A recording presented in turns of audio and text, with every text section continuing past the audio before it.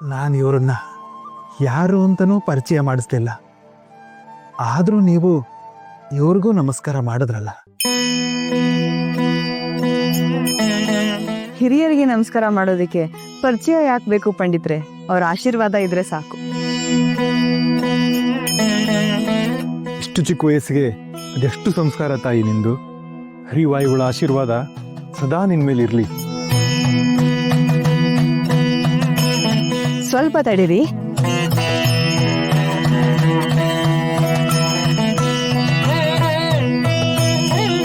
ಕೂತ್ಕೊಳ್ಳಿ. ಅಮ್ಮ ಸರಸ್ವತಿ, ಎಲ್ಲಿ ಅಪ್ಪ ಅಮ್ಮ ಯಾರು ಕಾಣಿಸ್ತಾನೆ ಇಲ್ಲ? ಅಪ್ಪ ಊರಲ್ಲಿಲ್ಲ, ಅಮ್ಮ ಗುಡಿಗೆ ಹೋಗಿದ್ದಾರೆ. ಅಮ್ಮ ಇನ್ನೇನ್ ಬಂದ್ಬಿಡ್ತಾರೆ. ನೀವು ಕೂತ್ಕೊಂಡು ವಿಶ್ರಾಂತಿ ತಗೊಳ್ಳಿ, ನಾನು ಹಾಲು ತಗೊಂಡ್ ಬರ್ತೀನಿ.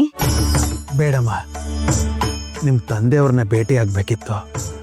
ಅವರೇ ಊರಲ್ಲಿಲ್ಲ ಅಂದಮೇಲೆ ನಾವು ಹೊರಡ್ತೀವಿ. ಎಲ್ಲಾದ್ರೂ ಉಂಟಾ ಪಂಡಿತರೆ? ಹೊಸಬ್ರನ್ನ ಮನೆಗೆ ಕರ್ಕೊಂಡ್ ಬಂದಿದ್ದೀರಿ. ಅವ್ರಿಗೆ ಒಂದ್ ಲೋಟ ಹಾಲು ಕೊಡದೆ ಹಾಗೆ ಕಳ್ಸೋದು ಮರ್ಯಾದೆನೆ? ದಯವಿಟ್ಟು ಕೂತ್ಕೊಳ್ಳಿ.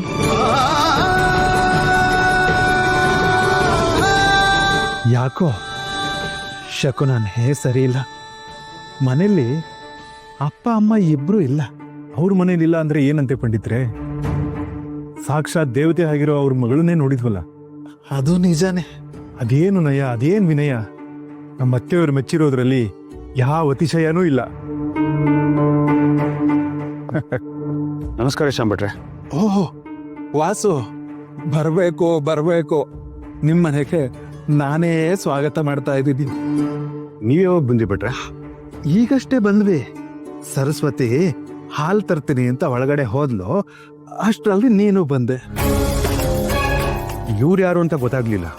ಅಪ್ಪ ವಾಸು, ಇವರು ಲಕ್ಷ್ಮೀ ನರಸಿಂಹಾಚಾರ್ಯರು ಅಂತ. ಮಧುರೆ ಮಹಾರಾಜರ ಅರಮನೆಯಲ್ಲಿ ಆಸ್ಥಾನ ಪಂಡಿತರು, ಮಹಾನ್ ವಿದ್ವಾಂಸರು. ಜಾಗೀರ್ದಾರರಿಗೆ ನಮಸ್ಕಾರಗಳು. ನಮಸ್ಕಾರ.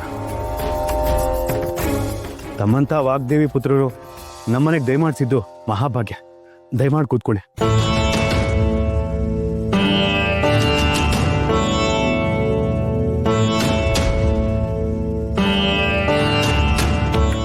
ನೋಡಿದ್ರಾ, ಹೊರಡ್ತೀನಿ ಅಂತಿದ್ರಿ, ಅಪ್ಪನೇ ಬಂದ್ಬಿಟ್ರು.